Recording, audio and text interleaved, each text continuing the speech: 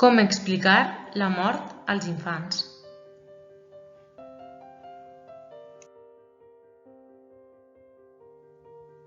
Hem de parlar de la mort als infants? La mort és un efecte terminal, resultat de l'extinció del procés homeostàtic d'un ésser viu. Sabem que tots hem de passar per la mort. La mort està present a diari, com en aliments que provenen dels animals i que ens els mengem, mascotes, avis, besavis o familiars que han mort, entre molts altres casos. Aleshores, per què no normalitzar parlar d'ella? Per què no superem el fet de veure la mort com un tabú?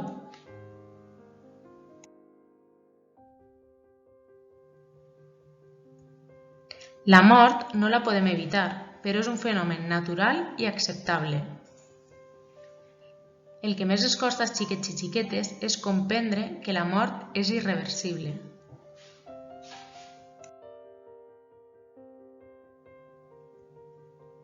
Què és el més important perquè el xiquet o xiqueta entenga la irreversibilitat de la mort? Doncs dir-li la veritat.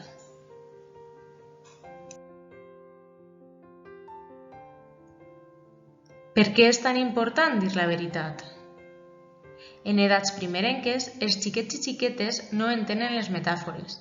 Aleshores, no dir-li la veritat podria agreujar el problema. Per què podria agreujar el problema? Per exemple, si li diem que l'avi està dormint, podríem provocar que ells tingueren por d'anar a dormir i no tornar a despertar, tal com se suposa que li ha passat a l'avi. L'actitud dels adults influeix. Els xiquets i xiquetes són molt receptius i s'adonen del nostre comportament i de les nostres emocions. Sentir que els seus adults de referència estan enfadats o tristos sense rebre ninguna explicació pot fer que el xiquet o xiqueta es senti culpable de la situació, la qual cosa li afectaria negativament a nivell emocional.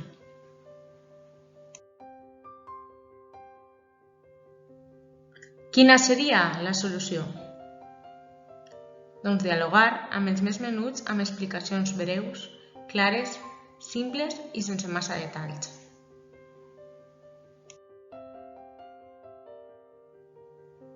Un exemple seria el següent. El pare està trist perquè l'àvia ja no està i ja no la tornarem a veure.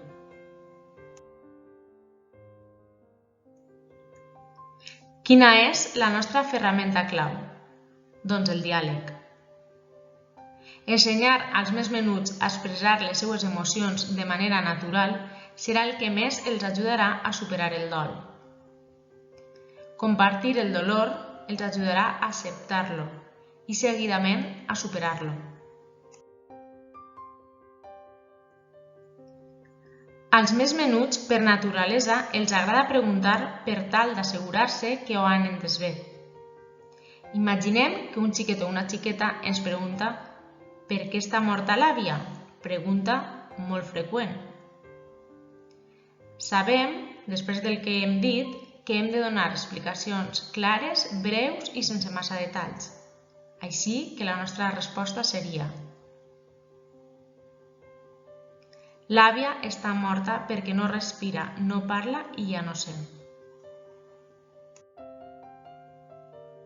Si el xiquet ens pregunta sobre les causes de la mort, hem de seguir sent clars. Poden ser per vellesa, l'àvia ha mort perquè era molt major, cicle de la vida, accident, el tio ha mort perquè ha tingut un accident en el cotxe, o malaltia. L'àvia ha mort perquè estava malalt de la grip, per exemple.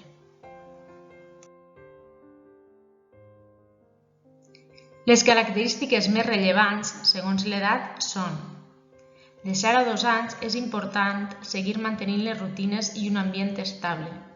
Aquests xiquets i xiquetes no tenen la capacitat per comprendre el que està passant. De 2 a 6 anys formularan moltes preguntes i les hem de contestar de manera clara i sempre dient la veritat. De 6 a 10 anys tenen més capacitat de raonament. Molts comencen a tenir iniciativa i a voler acudir al ritual d'acomiadament, és a dir, el funeral. En el cas d'anar al funeral, han d'estar acompanyats en tot moment i si pregunten hem de respondre a les seues incerteses. De 10 a 13 anys, els adults som uns models per a ells a l'hora d'assumir una pèrdua i seguir endavant. Hem d'estar al seu costat i escoltar-los.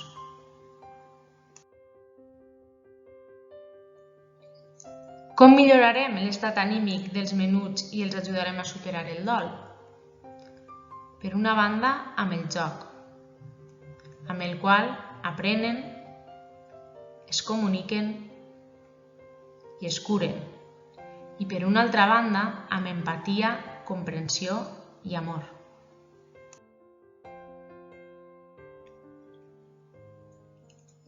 Sempre va bé recordar que el dolor compartit és el dolor disminuït. Però a tot això, podem parlar de la mort abans de que hagi mort ningú proper al xiquet o xiqueta? Clar que sí. Encara que la meva pregunta seria: de segur que el xiquet no ha estat en relació amb la mort a hores d'ara?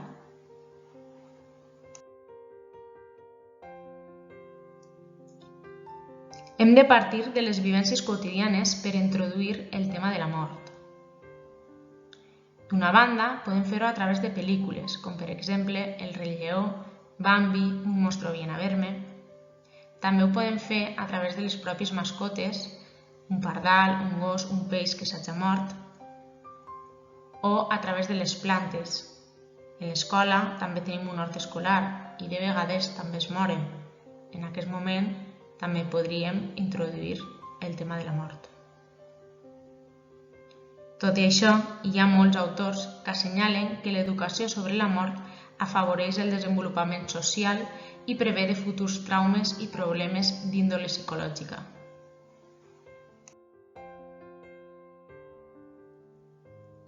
I una lectura que ens pot ajudar és El vacío, de l'autora Ana Llena Serra.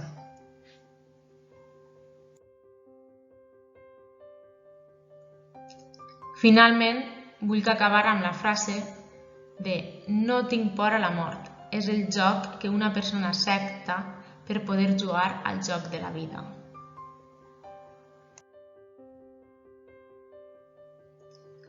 Una forta abraçada a tots i totes.